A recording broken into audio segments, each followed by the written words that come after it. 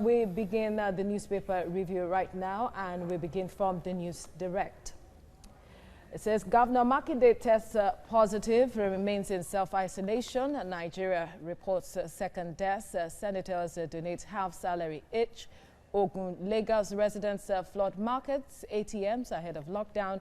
First Bank donates 1 billion naira, reiterates commitment to safety of Nigerians. And we move to the Daily Trust.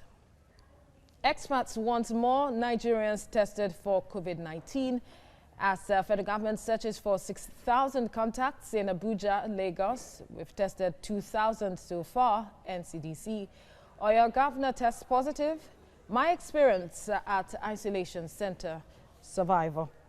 All right, there are calls for more testing, and that is one of the essence of the lockdown. The government wants to, expand its testing, also talk about, contacts tracing as well. This 2-week lockdown, how confident are you that we will be able to make the best out of it with, perhaps if we might use the word, the limited supply of equipment that we have, and we achieve our purpose? So if you look at the Italian experience, began to be specific. The government asks people to observe social distancing, but unfortunately it was time for frolicking and enjoyment, and this allowed the virus to spread like a wildfire in Italy. Now, looking at our culture and looking at our marketplaces, schools, and what have you, if we don't do this shutdown, what we find out is that if an economy like Italy, like Germany, like United Kingdom, like United States, as organized as they were, and even looking at the medical facilities, database social security numbers, and they could have that spread, how much more a country that we are not sure of our population, how much more a country that we have different vehicles for different database by different government agencies. So what this will have been able to help us to curb is that it will first reduce interstate transfer. For example, now, the one in Ekiti is a man that traveled from Lagos to Ekiti. The one from Lagos is a man that traveled from Ewekoro down to Lagos. So you find out that via the air, by road, this way have been transported. So which means if we cannot be able to adequately cater for the people that are infected, it is better we contain the spread. And as at last time, I am not sure whether we have capacity to even put 2,000 people on sick bed.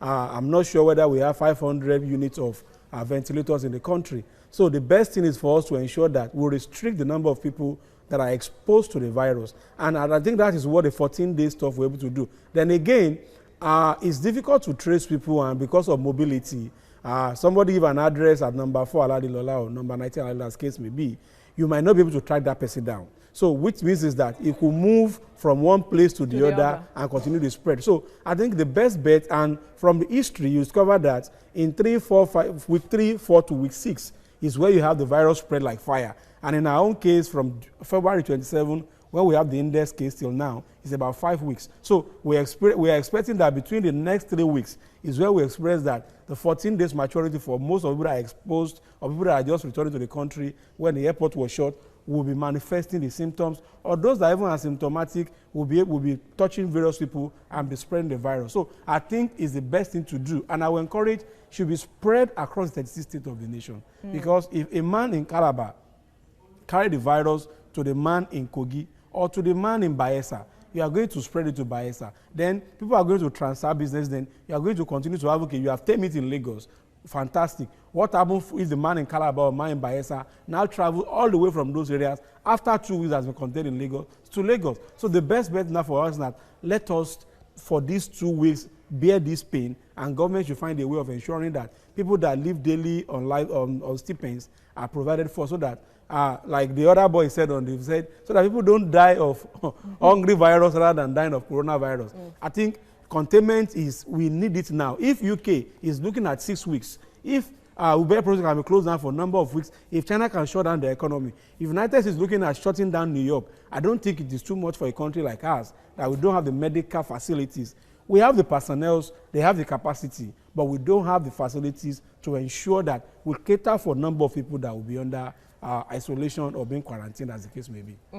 All right, so what do you foresee now, moving on from here? How is this reshaping our lifestyle? How this is going to change a whole lot of things? Because like you have mentioned, a lot of persons are finding it difficult. And then we see that some offices, people are working from home, virtual meetings is what is happening now. How do you see this reshaping our culture, our lifestyle, and even our workspaces? Yeah, like in those days, there is something we call wole wole. They are primary health officials that goes around and look whether your drainage is dirty, whether you have open defecation places. Those are health officials that work in local government. Yeah. So they ensure there is sanity, there is cleanliness and hygiene. They are called hygiene officers. So, but you look at it, a friend of mine in the office, in Kajenu, were saying that we can't imagine that for almost a month, we have not had cause to shake hands. We have not had cause to hug ourselves. Then we are now conscientized in such a way that we don't even want to use sanitizers.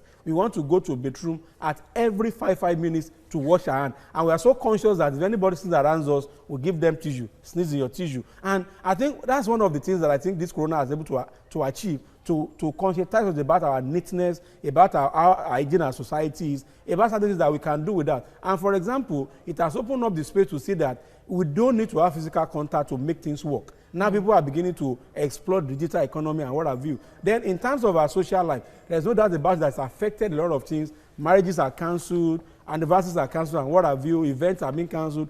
Tokyo Olympic, about $12 billion was invested, or has to postpone to 2021. Yes, it's going to affect our family, but it is also important for us that we don't use this fire brigade approach.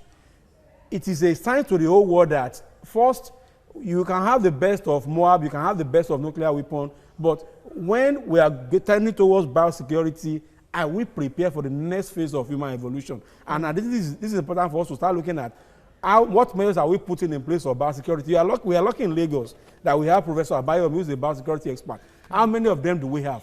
What happens after Corona has left? Now we have left from SARS to MERS, now to Corona. What are we prepared for the next stage of whatever virus is going to come into humanhood? And I feel for us as a nation, it's high time we put we are lucky that we have the NDDC DG, who is also an infectious disease expert, in place. Otherwise, what we have been saying will have been another story entirely. And I think it is good for all of us to stay at home. I'm appealing to Nigerians. I know it is difficult, but please let us pay this sacrifice to ensure that it is killing rich people, it is killing poor people. It's not for the government, it's not for those that are not in government. Let us stay safe and stay at home while we all combat this scourge together. All right, in-house analyst Obani Akinwale, thank you for speaking with us this morning. Moving on now, the race is on to defeat one of the worst pandemics in the world, which is the coronavirus. In Nigeria, all hands are on deck to see this current wave passes as government and private donations continue to roll in.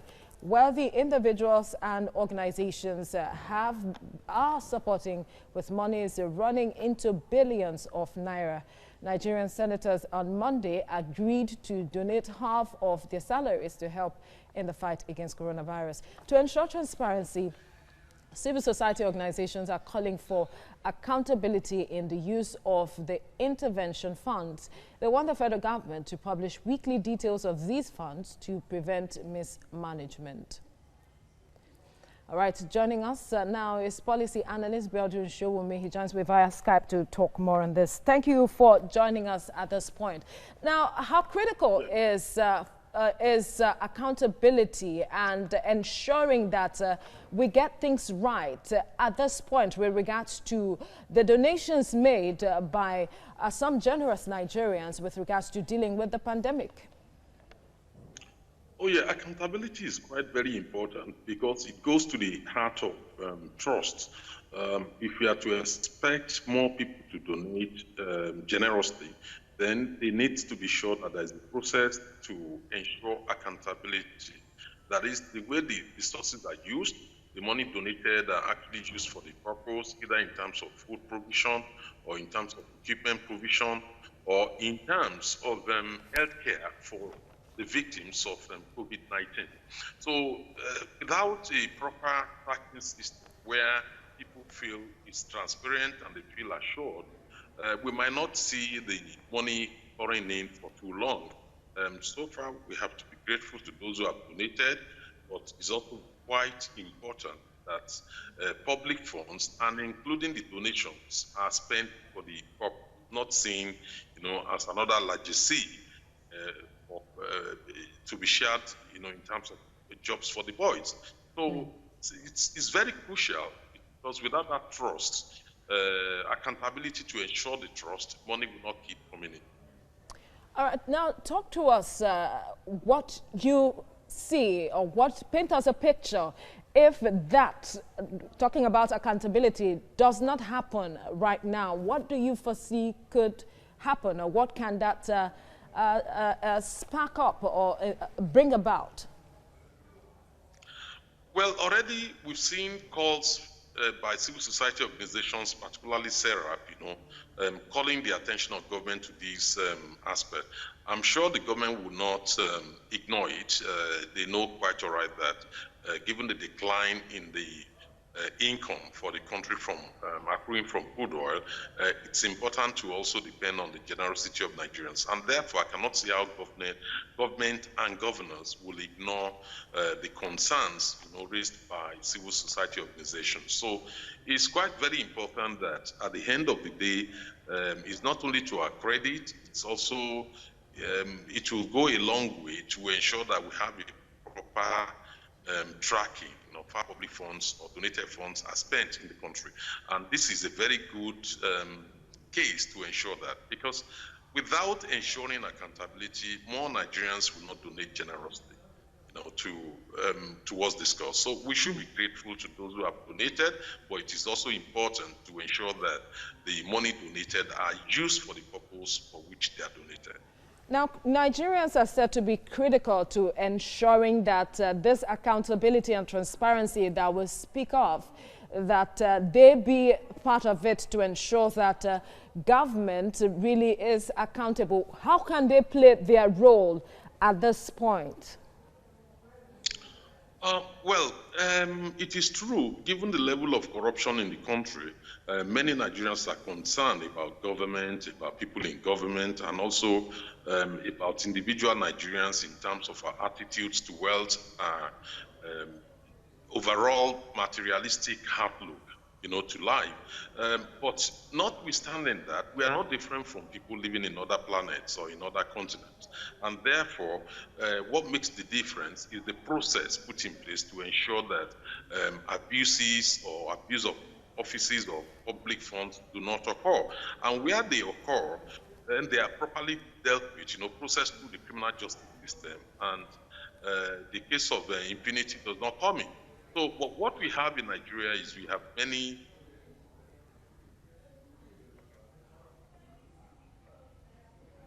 Well, Abiodun Showumi is speaking to us about ensuring accountability with regards to the various donations made by well-meaning Nigerians with regards to the COVID-19 pandemic. Well,